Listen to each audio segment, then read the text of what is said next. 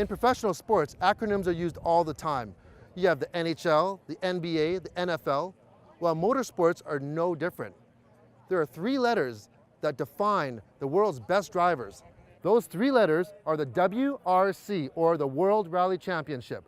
We're here in Sardinia, Italy to see what it's all about.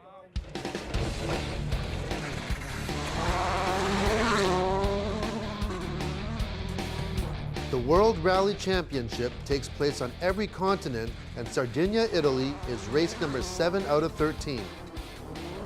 Today we get a chance to go behind the scenes with WRC newcomer Team Volkswagen.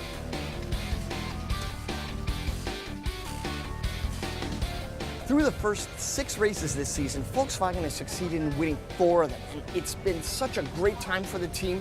Today, we're on Sardinia for round 7, a race run on gravel and mountain roads, something that's really going to test the mettle of the machines and the drivers alike. You can't wait to see the finish. It's all go for Team Volkswagen. So how does a WRC race work? Well, the first thing you'll notice is that there are 2 racers in each car, a driver and a co-driver. The racers run multiple races called stages all day long and sometimes during the night as well. They vary from driving on public roads within the speed limit to all-out racing on various surfaces like sand, dirt, asphalt, and snow. In between stages, the drivers are checked in where they have time for a quick refreshment, then off to the paddocks where the team has no more than 30 minutes to work on the car before the drivers are off again on the next stage. One of the biggest differences between rally racing and other forms of racing is that the cars don't really race against each other, which makes for some great camaraderie in the pits. The thing that makes difference with probably circuit racing is that the relationship between drivers is quite good here. Why? Because as you see the cars passing, they go every 2 minutes, so there is no contact between the cars. In circuit racing, when there is contact, then you shout to someone, they shout to you, they throw you out of the stages. Here there is no contact. There is a good relationship between drivers.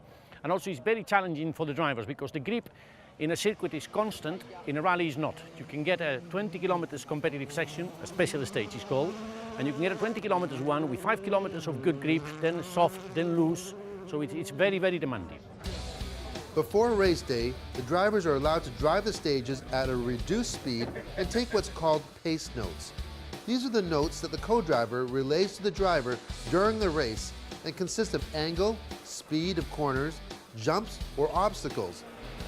The job of the co-driver is to guide the driver, whether a road section or on stages.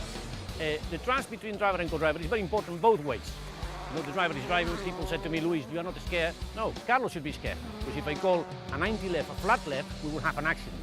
It is very, very important, and the relationship in the cars, I mean, we spent 15 years together, Carlos and myself.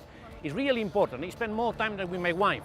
And then when you have a fight with your wife, or a discussion, let's say, then at home, you know, you can go to the living room, you can go to the kitchen, you can go anywhere. In a car, you cannot escape. So if you have a fight, let's say an argument or a discussion with the driver, which is normal in 15 years, then you have to make sure that you communicate with him and sort it out, because it's not good to have a bad relationship inside.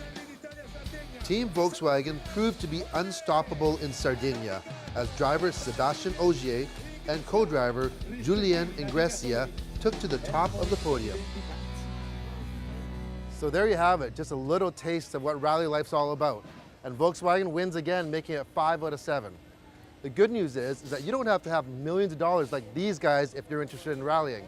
Go online, check out your local club, and maybe you could be rallying too. So, from Sardinia, Italy, ciao.